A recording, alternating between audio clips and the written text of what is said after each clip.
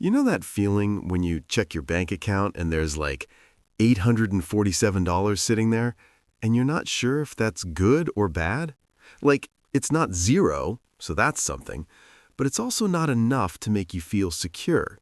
You can't really do anything with it, can't buy peace of mind, can't weather a real emergency, can't start investing.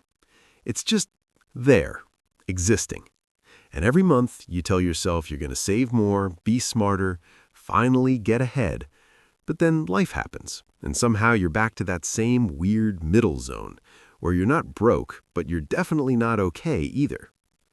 I used to do this thing where I'd save $100 here, maybe $200 there, and I'd feel pretty good about it for like 48 hours.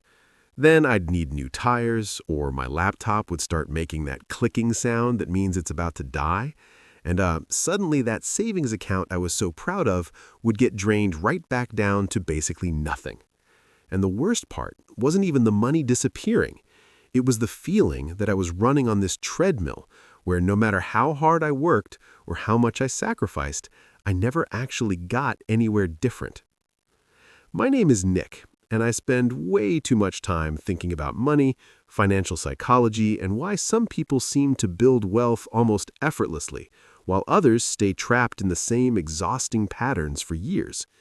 And what I've realized, after watching hundreds of people transform their financial lives, and honestly making plenty of mistakes myself, is that most of us are thinking about saving completely wrong. We're focused on percentages and budgets and cutting back on lattes, when the real game changer is something totally different, something simpler, and weirdly, something that feels almost too obvious once you see it. There's this threshold, this specific number, that changes everything about how you relate to money. It's not about being rich, it's about reaching a point where your brain stops operating in pure survival mode and can actually start thinking strategically. And once you understand why this number matters and how to actually get there, not just dream about it, your entire financial trajectory shifts. You stop living month to month, you stop making desperate decisions, you stop feeling like you're one bad week away from disaster. So let me walk you through what I call the $10,000 rule and why it might be the most important financial milestone you've never heard about. Here's the thing about money that nobody really talks about. It's not linear. What I mean is, having $2,000 is not twice as good as having $1,000, and having $10,000 is not just 10 times better than having $1,000. The value of money, the actual usefulness of it in your life, doesn't scale in a straight line. It jumps, it transforms at certain points.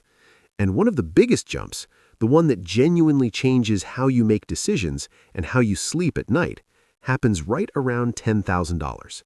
Now, I know what you're thinking. $10,000 sounds like a lot if you're starting from 0 or 500 or wherever you are right now. And honestly, it is a lot. But here's what makes it different from just saying save money or build an emergency fund. This isn't about following some rule because a financial advisor said so.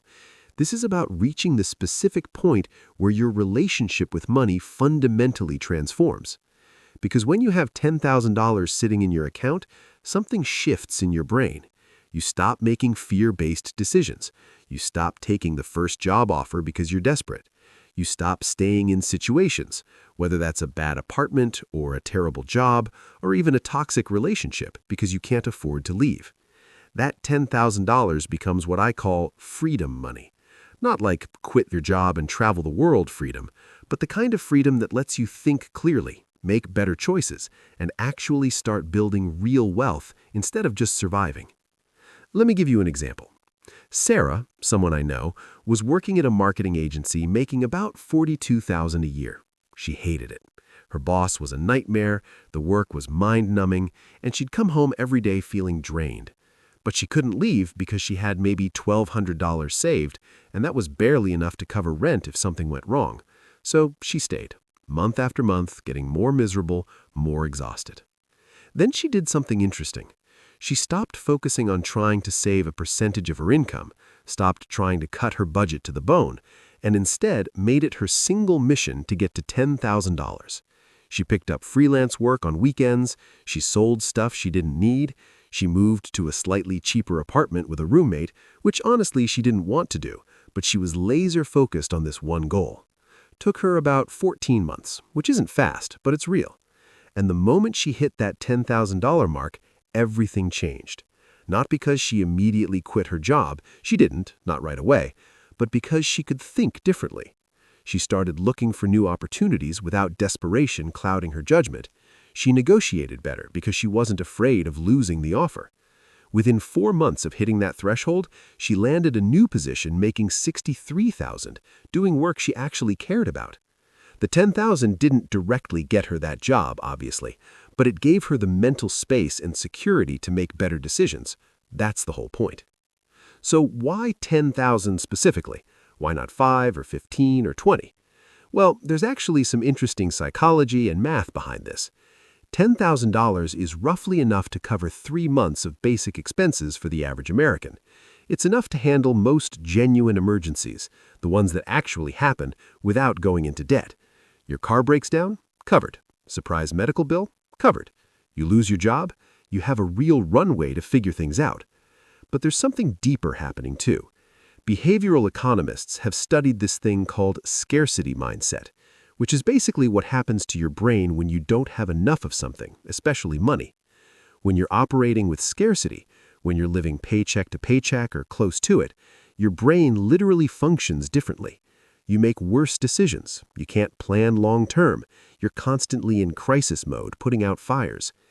$10,000 is typically enough to break out of scarcity mindset. It's enough that you stop thinking, how do I survive this week? And start thinking, how do I build something better? Your brain literally has more cognitive bandwidth for strategic thinking instead of just threat response. And here's where it gets interesting for building actual wealth. Once you have that foundation, that buffer, you can start taking calculated risks. You can invest in learning a new skill. You can start a side business without betting your entire livelihood on it. You can invest in the stock market without panicking and selling the moment things dip, because you know you have a cushion. I've watched this pattern play out dozens of times. People who struggle to save anything, who feel stuck, who can't seem to get ahead, they'll finally push through and hit that $10,000 mark, and suddenly, within a year or two, they're at $25,000, then $50,000. Not because they changed their entire personality or got some massive raise, but because they're making fundamentally different decisions from a place of stability instead of desperation. Now, the hard part. How do you actually get there? Because here's the brutal truth. Most saving advice is garbage. It's either too vague, like just spend less than you earn, which, thanks for nothing, or it's too restrictive, like those budgets that tell you to cut out every tiny pleasure until you're miserable and then you give up after 3 weeks. The approach that actually works for getting to $10,000 is different. It's about being ruthlessly focused on this one goal while still living your life. You're not trying to optimize every dollar. You're not trying to never enjoy anything. You're trying to hit one specific number, and you're willing to be temporarily uncomfortable to get there. First thing, you need a separate account. I know this sounds basic, but it matters psychologically. That $10,000 cannot live in your checking account, where you see it every day and think, oh, I have money, I can buy this thing. It needs to be somewhere slightly annoying to access. Not impossible, because this is your emergency fund, but just separated enough that you don't accidentally spend it on something stupid. Second, you need to automate it, but not in the way most people think. Don't set up an automatic transfer for like $30 a month. That'll take you, 27 years to get to $10,000? Instead, figure out what you can actually do. Maybe that's $200 a month. Maybe it's $500. Maybe it's $100. Whatever it is, automate that. And then here's the key. Every single time you get unexpected money, every tax refund, every birthday check from your grandma, every bonus, half of it goes straight to this fund. This is where most people mess up. They get a $1,000 tax refund and they think, oh, fun money, and they blow it on something they'll barely remember in 6 months. But if you're serious about hitting $10,000, that $1,000 becomes $500 closer to your goal. You can still enjoy the other $500. You're not being a martyr here, but you're making real progress. Third thing, and this is the one nobody wants to hear, you might need to increase your income. I know, just make more money sounds like the most useless advice in the world. But listen, there's a difference between saying make more money and actually sitting down and figuring out how you could realistically bring in an extra $300 or $400 a month. Could you freelance? Could you sell something you have expertise in? Could you pick up a few shifts somewhere? Could you ask for a raise at your current job? Like actually ask, with data and confidence. I'm not talking about working yourself to death or never sleeping. I'm talking about being temporarily uncomfortable, taking on something extra for 12 or 18 months with a specific goal in mind. Because here's what happens when you combine automated saving with even a modest income increase focused entirely on this goal. You get there so much faster than you think. Someone saving $300 a month takes about 33 months to hit $10,000. Someone saving $300 a month and bringing in an extra $300 from side work, they're there in 17 months. That's literally